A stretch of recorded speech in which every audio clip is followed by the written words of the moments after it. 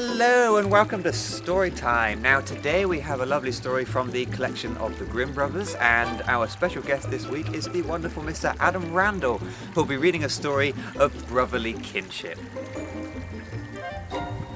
In a city named Farnaca, three children decided to play a game.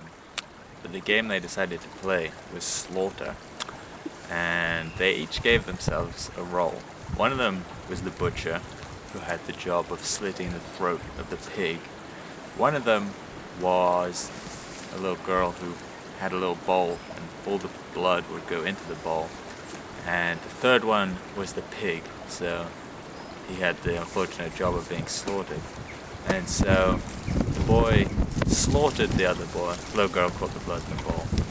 And then a councilman walked past and saw that there was a dead child on the floor. So he was very concerned, obviously, so he headed down to see the town judge, and he explained what happened. And the judge said, well, obviously something needs to be done, so hand to the boy an apple and a gold coin and tell him to pick one. And if he chooses the apple, we'll let him go free. And if he chooses the coin, then we will kill him as well. So he went down with the apple and the coin, and he held them out to the boy.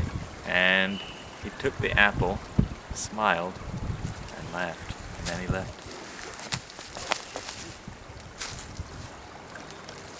Meanwhile, on the other side of town, two brothers had just watched their father slaughter a pig.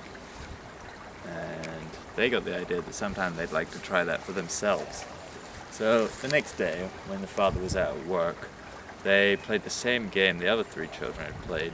One of them was the butcher, and one of them was the pig.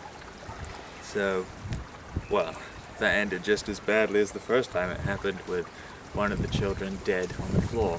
But meanwhile, their mother was upstairs giving a bath to the third sibling, and she heard one of her sons screaming downstairs.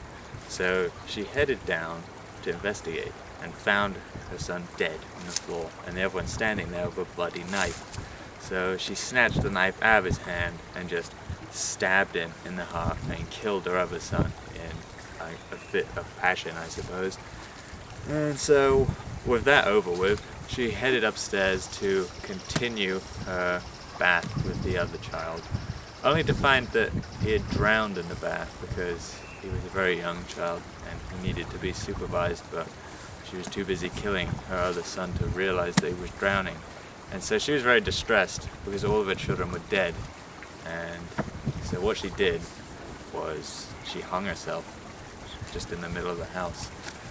And meanwhile, father had gone to the end of his day at work, and he was coming home to see his loving family.